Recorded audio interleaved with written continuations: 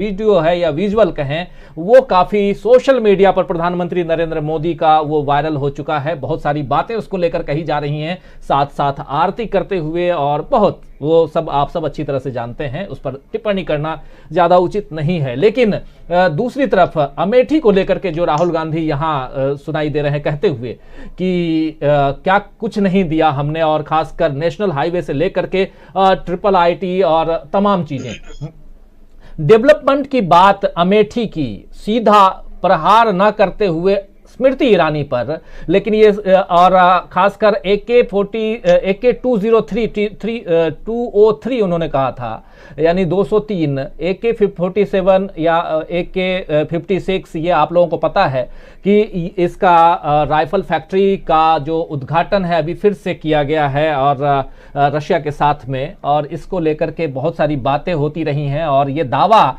BJP करती आई है कि ये हमने ही लगाया है। थोड़ा समझना चाहूंगा वहां के अमेठी को लेकर के, और वहां से जो बिगुल फूकने की कोशिश की है खासकर प्रियंका और राहुल ने, और जो कलहंस जी अभी बता रहे थे, बहुत महत्वपूर्ण बात यहां रख रहे थे कि प्रियंका और उनके अलावा, प्रियंका के अलावा सीएम भूपेश बघेल जो छत्तीसगढ़ के सीएम हैं, इनकी डिमांड जिस प्रकार है, और इस यहां पर अगर राहुल का साथ मिल जाता है तो कांग्रेस की और मजबूती यहां दिखाई देती है। क्या कहेंगे इस राहुल के इस भाषण को? स्पेशली मैं यहां पर इसलिए सुना रहा था प्रेम कुमार जी कि एक जगह राहुल गांधी उन तमाम मुद्दों को रख रहे हैं जो चुनाव के समय उपयोगी साबित हो सकते हैं, ये मुद्दे खासकर कांग्रेस के लिए। क्या किस रूप में देखते हैं? और उसके अलावा राहुल का जो अपना अंदाज है, उस अंदाज में प्रधानमंत्री पर सीधा वार। जी राजीव जी, ये जो आखिरी पंक्ति आपकी है, प्रधानमंत्री पर सीधा वार, राहुल गांधी ने अपनी विशेषता बना ली है राष्ट्रीय स्तर पर। संभवतः राष्ट्रीय परिप्रेक्ष्य में उनकी रणनीति का हिस्सा हो, लेकिन बहुत से आलोचक, बहुत से लोग ये मानते हैं कि व्यक्तिगत तौर पर प्रधानमंत्री को सेंट्रिक आप केवल हमला करते रहते हैं तो उससे बहुत फायदा नहीं मिलता है। लेकिन ये बात काफी हद तक सही भी है। देखिए, अभी राहुल जी के संबोधन में जब अमेठी का जिक्र आ रहा था और अमेठी में कांग्रेस के किए हुए कामों को वो गिना रहे थे, तो निश्चित रूप से अपने आप एक सवाल मन में पैदा हो रहा था कि उसके बाद क्या हुआ।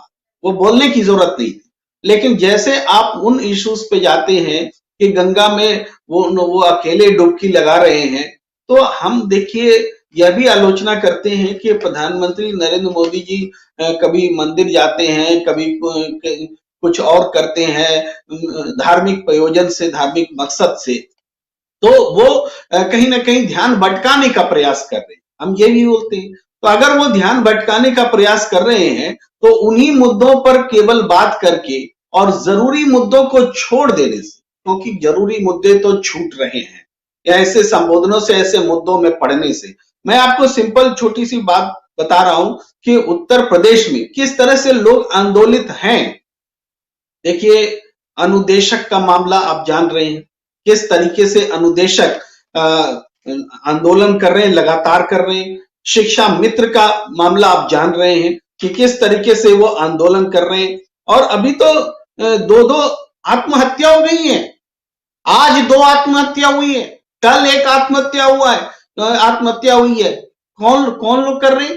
जब से योगी आदित्यनाथ जी ने सदन में ये बोला कि वो 7,000 से 9,000 रुपए कर देंगे अनुदेशक का, और शिक्षा मित्र का 10,000 से 12,000 कर देंगे, उसके बाद से ये आत्महत्या तेज हो गई है। निराश हो गए हैं लोग। ये बहुत बड़ा मुद्दा है। आप इस बात को मैं थोड़ा सा स्पष्ट करना चाहता हूं। देखिए, अनुदेशक जो कि 7,000 जिनको मिल रहा है, कभी 8,700 कुछ रुपए मिला करता था, उसको घटा करके 7,000 किया गया। आज मुख्यमंत्री उसको 9,000 भी कर देते हैं, तो उनके लंबे संघर्ष का क्या प्रतिफल मिला? क्या वो इसीलिए संघर्ष कर रहे थे? जिसको 10 से 12,000 वो कर रहे हैं, जो जिसकी की कभी सैलरी 25,000 की गई थी और उसको घटा दिया गया, और ये सारी चीजें जो हैं, तो उनका भविष्य जो है, उनका संघर्ष जो है फेल होता दिख रहा है। आज वो सुसाइड कर रहे हैं। इस मुद्दे को अगर कांग्रेस छोड़ती है, समाजवादी पार्टी छोड़ती है, तो फिर बाकी क्या, कौन सा मुद्दा है? जिंदगी और रोजगार से भी बड़ा कोई मुद्दा है क्या? और भी मामले देखिए, विशिष्ट बीटीसी की लड़ाई चल रही है, बीटीसी की लड़ाई चल रही है, बीएड धारक संघर्ष कर रहे हैं। 69,000 भर्ती वाले मामले में आप देखिए, महिला टावर पर खड़ी है लखनऊ में, वहीं पर आपको उसी से जुड़ा हुआ दो लड़ाई चल रही है। एक आरक्षण को के हिसाब से वो भर्ती नहीं हुई, वो चल रहा है। बीएड धारक जो 90,000 भर्ती की घोषणा की थी योगी आदित्यनाथ ने, उस भर्ती को भुला दिया गया, वो लोग आवाज उठा रहे हैं। होमगार्ड नियमितीकरण की मांग कर रहे हैं, सैलरी ज्यादा मत दो, कम से कम परमानेंट तो करो। ग्राम प्रहरी जिसको 2,500 रुपए मिल रहे हैं, वो लड़ाई लड़ रहे हैं, उनकी संख्या 74,000 से ज्यादा है।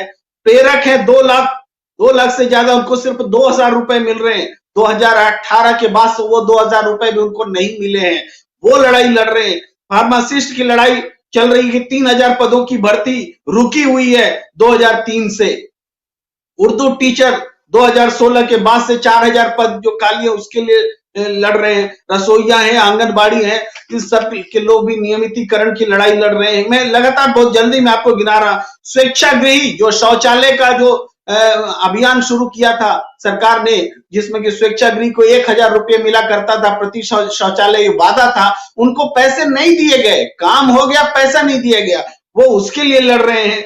ये सारे मुद्दे, सारे लोग एक साथ मैदान में है, ऐसा नहीं कि घर बैठ के लड़ रहे हैं, संघर्ष में है, मैदान में है। इनको आवाज देने के बजाय नरेंद्र मोदी डुबकी लगा रहे हैं कि नहीं लगा रहे, ये क्या महत्वपूर्ण मुद्दा होगा? वो तो भटका ही रहे हैं, लेकिन आप क्यों भटक रहे हैं महाराज? ये तो सोचने की बात है। तो ये बहुत जरूरी है कि क्या आप बीजेपी जिस तरीके से मुद्दे को भटका रही है उसके साथ आप भटकते जाएंगे, या कि इन मुद्दों को उठा करके जो आंदोलित है जनता। मैं थोड़ा सा और बोल रहा हूं। आज एक ऐसे वरिष्ठ पत्रकार से मेरी बात हो रही थी जो कि भारतीय जनता पार्टी के प्रति रुझान रखते हैं, हमेशा उत्साह के साथ बोलते भी हैं, लिखते भी हैं। वो पूरे 18 दिन तक उत्तर प्रदेश का दौरा करके दिल्ली लौटे। उनसे मैंने पूछा कि क्या हालचाल है, तो उन्होंने कहा कि भाजपा का तो थोड़ा अपर हैंड दिखता है। तो मेरे लिए तो एक्सपेक्टेड था कि ये तो ऐसा बोलेंगे ही। फिर उन्होंने कहा कि लेकिन बात यह है कि बीजेपी के नेताओं में, बीजेपी को जिताने के लिए लोगों में उत्साह नजर नहीं आ रहा है।